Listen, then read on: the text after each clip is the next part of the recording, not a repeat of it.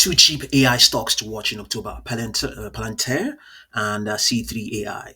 So, in the case of C3.ai, they pointed out or reminded us of the intraday low that also turns out to be a 52-week low of around $38.03. It printed as of the 29th of February of this year. This is its daily chart, so you wouldn't see that price anywhere because it didn't print. It wasn't a closing price. It was just it was a price I printed during the regular session of that day. So the stock, as a matter of fact, if it is 52-week low, print was printed sometime in April of this year. It's closing 52-week low of 20.52. And outside that, it's had C3 or AI stock has had a tougher time relative to Palantir that has printed its 52-week low as of early January of this year, 2024, and since that time, it has not looked back anymore. It's just continued to climb the charts higher and higher. The 10-period moving average since early last month, that is September of this year, has just continued to serve as a primary demand line. In any time it comes close, more money comes into the stock. We saw it pull back and just close slightly below as of slightly below that moving average as of just the 2 days, about a few days ago, and since that time we're now looking at higher prices. And as a matter of fact, this is a 52-week high. As a matter of fact, 40.16. So for the two stocks, their volatility index, that is, amongst other things, how investors perceive how fast their prices are changing based on option prices. They deem the stocks the indexes are in the low, according to them, according to the folks at Schaefer's Investment Research. These indexes are ranked in the low 10th and 6th annual percentiles, respectively, indicating that these are they have done better. Their history, the history of the stocks in terms of volatility is actually better than this. If anything, if you think high volatility is good, then they have done better than what they are doing right now. But as I pointed out earlier on, it is C3.ai that is the weaker of the two in terms of performance. So but we have a couple of projections here. It's indicating that its 10-period moving, 20-period moving average is going to hold up till the 16th of October. We're talking about $24.29 for its 10-period moving average. If that is the case, then we may have higher prices, and we computed a price of around 26.84, just roughly 26.84. It could even be higher. Could even be higher. 26.84 if you use Fibonacci projection of 1.618. Let's see, we can actually do that minus 24.05. We have that. And then divided by 1.618, we have 1.73, and we multiply by 2.618. Okay, add that to 24.05. We have 28.5. These are sort of prices you can get: 24, 26, 26 to $28. Going by this projection of 20-period projection of 24.29. It could even be higher than that. Could even be higher than that. But in the case of Palantir, we're seeing an upper projection here of roughly somewhere maybe around, just not far from where it is right now, not really far from where it is.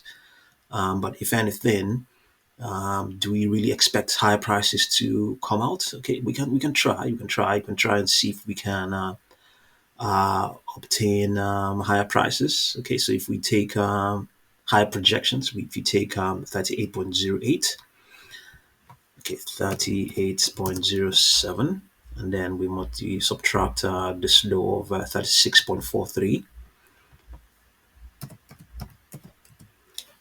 We have 1.618 multiplied by, let's use something somewhat ambitious. If Fibonacci projection of 2.618, we have 4.29, and then you add to what is currently trading right now. Let's see, plus 40.06. we have 44.35, and 44.35. That's okay, roughly 10%.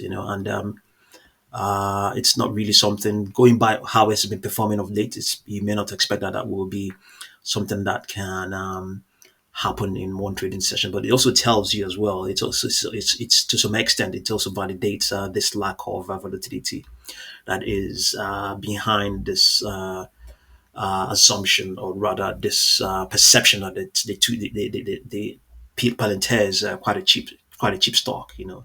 But in any case, we also have a projection for its 20 period moving average here. We have 21 day, the 21 day moving average of 38.73 as of come 16th of October. So yeah, okay. Right now as well, right now it's trading at a reasonable discount, a reasonable premium to its 20 period moving average. So but we can equally have a look and see whether we are looking at a possible wedge, a possible contraction, in this volatility. At least the recent spike we're looking at right now. We've seen it spike from the lows of 36.41 to where it is right now. So we can equally have a look and see. I'm going to do something now, which will give us an indication of what could possibly also happen. So I'm going to change the moving average we are looking at right now. Moving average period will be 10. So just note where this is going. Just note the direction of this 21 period moving average, 21 day moving average. So I'm going to enter the 10-day moving average, and we're going to see where it points. If it crosses, then we are looking at a possible wedge. Okay, their paths really don't cross.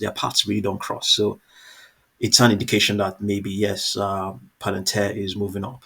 So the 10 period moving average, come the 16th of October, we're looking at 40.39. This is probably actually higher than what it is right now, which is roughly $40. Maybe also lends to this projection of around 40. What's this projection? 40, roughly 40. Let's just say maybe $41 or thereabouts. But I think surely higher prices. I would go for $44 or even higher than that. What else? What else? We can actually have a look and see.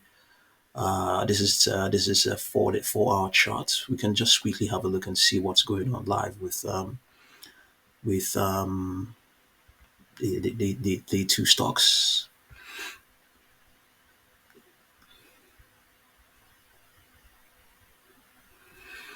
Yeah, weakness is expected in a few minutes. Not that it's going to be of any help to you.